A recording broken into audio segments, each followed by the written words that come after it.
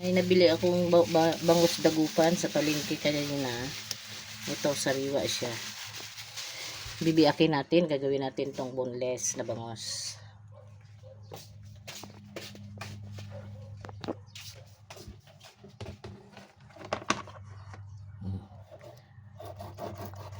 Hindi ko kakaliskisan kasi gagawin natin itong pang marinate.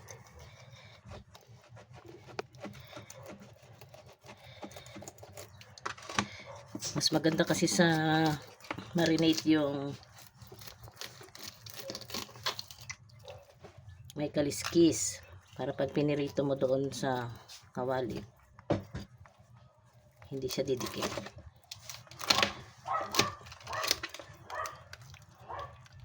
Pagkatapos nitong boneless tutorial natin na to ngayon,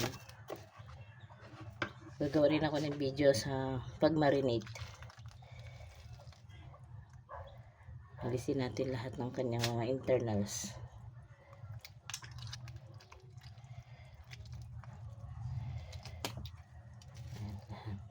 Tapos yung dugo dito tanggalin para maging malinis talaga yung trabaho.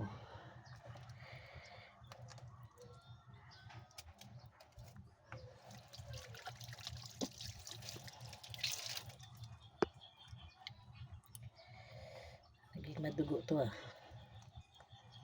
Hugasan ko muna.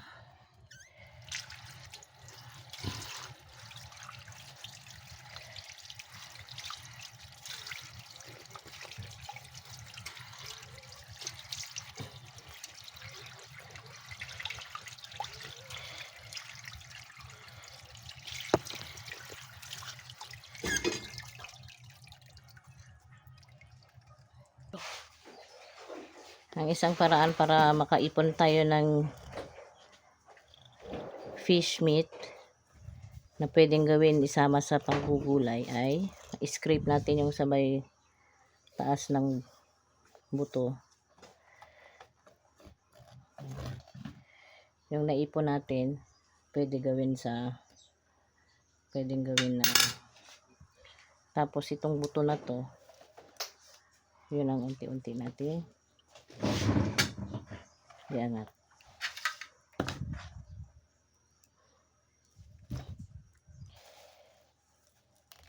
Yan.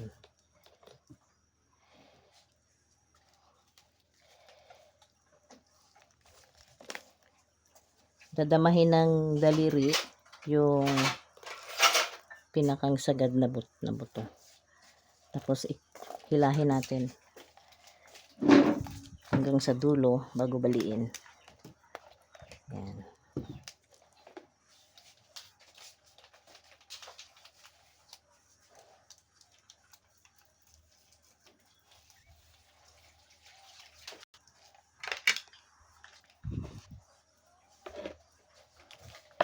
Isahan natin sa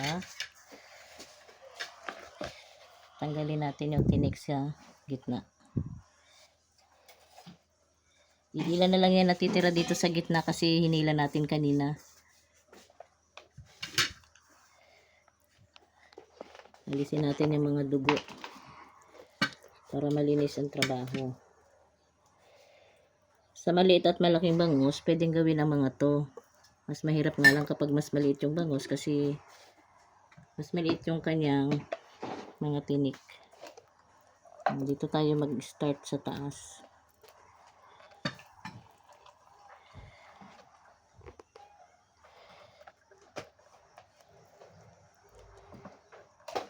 Nakikita natin yung line dito. Gamit yung forceps. Buksan natin hanggang dito lang sa may gitna. Tapos mag-start na tayong hugot ng mga tinik. Yung letter V na tinik yan.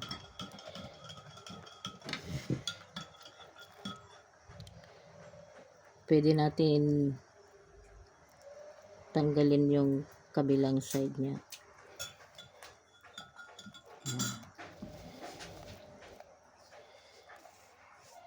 Tapos saka natin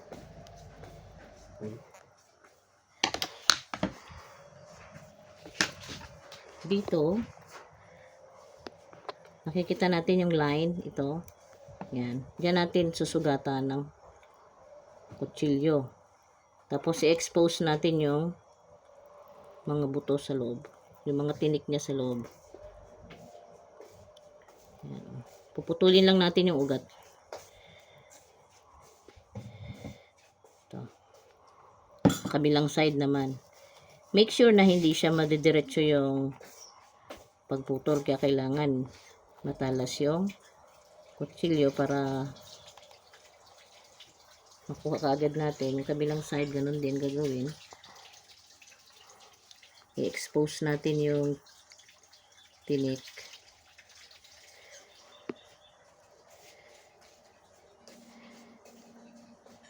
Kabilang side, ganun din. So, dalawang kabilaan na side, naka-expose na yung mga tinik niya. Mas madali na siyang hugutin. Tapos, idiretso lang ito. Pabaliktad na pag-ano ng kutsilyo. Hanggang doon sa dulo. Para walang matitirang tinik talaga. Kanina may natirang tinik dito sa pagbiyak ko. So, tatanggalin natin yon.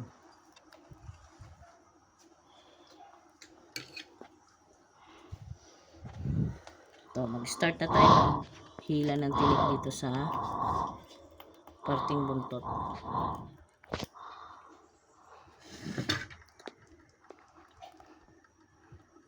Mas maganda kung ang forceps natin ay mas matulis. Kasi ano, yan.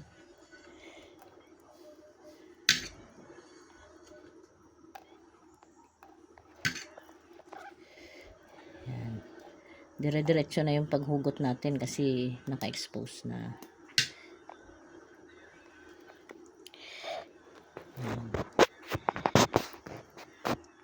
May mga parte dito na mahahaba yung tinik, yung tinik niya. Kaya iikot natin yung forceps habang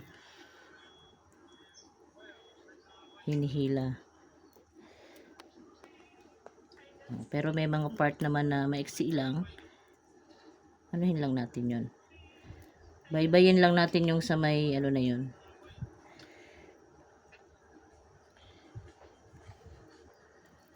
Ang kabilang side naman, ganun din. Pwede nating makapa yung dulo ng buntot kung may tinik sa pamamagitan ng pagdama ng daliri. Pwede ring ipakagat-kagat ninyo yung forceps para matiyak na walang matitirang tinik sa dulo. Kasi yan ang matigas na tinik.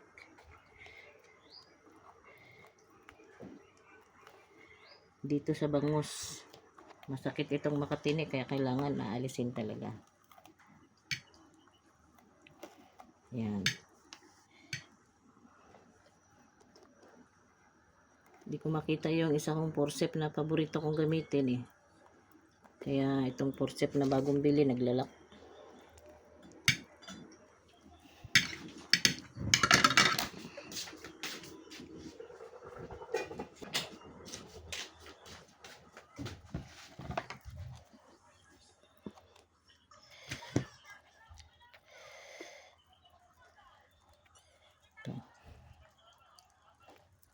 Pipigilan ng daliri na hinlalaki natin yung forceps kapag naghihila na tayo ng tinik dito sa gilid.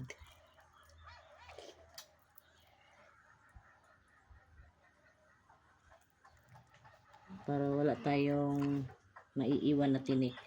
Kakapakapain pa rin natin yan sa gilid na yan. Dito mo sa itutok sa minaga ko. Ito. Huwag naman sobra.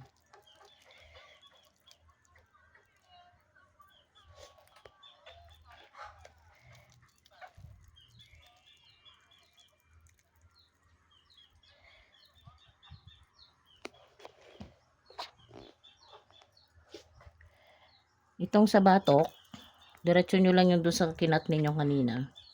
Gamit ang nakabaliktad na kutsilyo. Kasi kadalasan ng mga ibang nagbubunles, naiiwanan ito. Yan. Itong nasa tuktok ng ano na to, nasa tuktok ng ulo ng bangus. Maraming tinik yan. Kaya kailangan pagtsatsagaan talagang alisin. May natirang dugo, alisin natin yan para malinis. Tapos na natin yung kabilang side. Yan.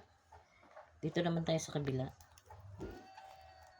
Iikot lang natin yung bangus para hindi kayo mahirapan. Pero yung iba kasi hindi na nila iniikot. Depende sa kung sila ay kanan ang gamit nila o kaliwa.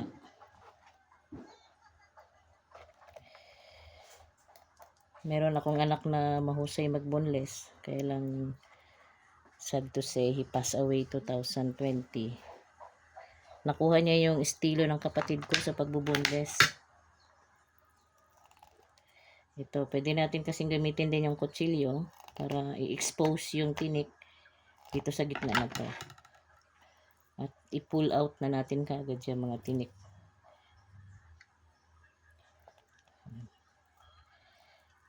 Dito natin banda sa may bandang ilalim pakagatan ng forceps para madala na agad lahat. Magkakaibang estilo ang pinakita ko sa inyo kanina at ngayon. Pero pareho silang effective. Ito, expose na naman natin ulit. Yan, hanggang dito. Nakita niyo yung guhit na yan. Susundan lang natin yun.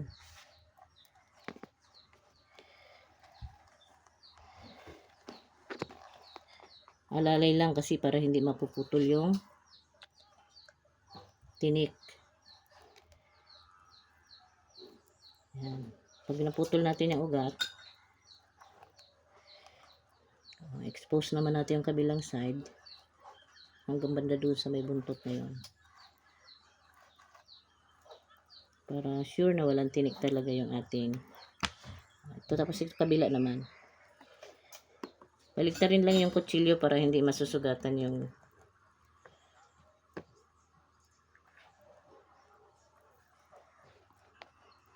maputol yung tinik doon. Expose din natin kabilang dulo. Yan.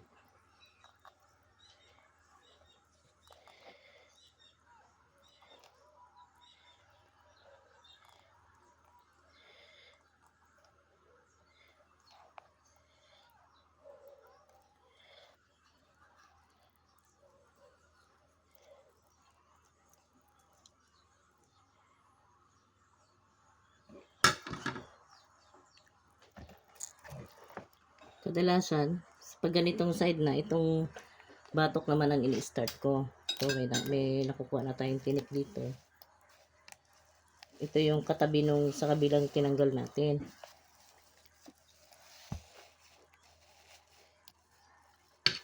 Pag hindi natin kinapa yan ng isa-isa, hindi natin agad madadama na may natitira pang papakagatan. Tapos iikot. Hilahin ang bawat tinik na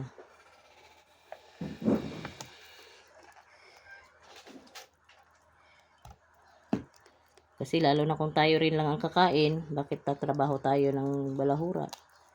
Mas lalo na kung ibibenta natin ito, dapat sa customer patunayan natin na boneless talaga yung trabaho natin. Walang tinik. Dahan-dahan lang ang pag-ikot para hindi maubos yung laman doon sa loob. May natitirang kaunti. Ang ginagawa ko, hinihila ko pa yon para isasama doon sa in-scrape natin kanina. Pwedeng gamitin sa lumpia, fish lumpia. Ikot ulit. Yan. sayang pa rin yan. Ang mga marimuhanang nanay, lahat ng paraan gagawin para makatipid. Actually, sa palengke, ako nag-start na mag-ipon yan, na ginawa na rin ng mga katabi ko doon. Ito, yan.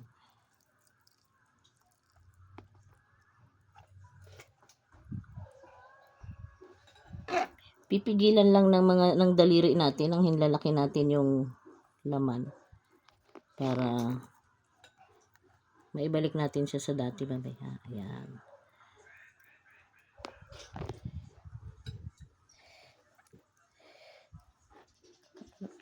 Kasi kapag finished product na siya,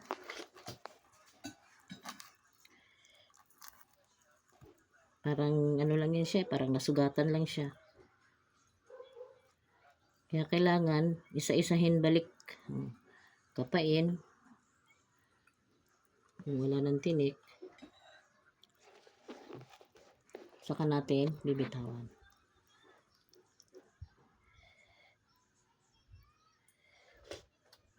Ayan na po ang finished product ng ating boneless. Mamaya gagawa naman tayo ng video sa pagtimpla nito. Thank you.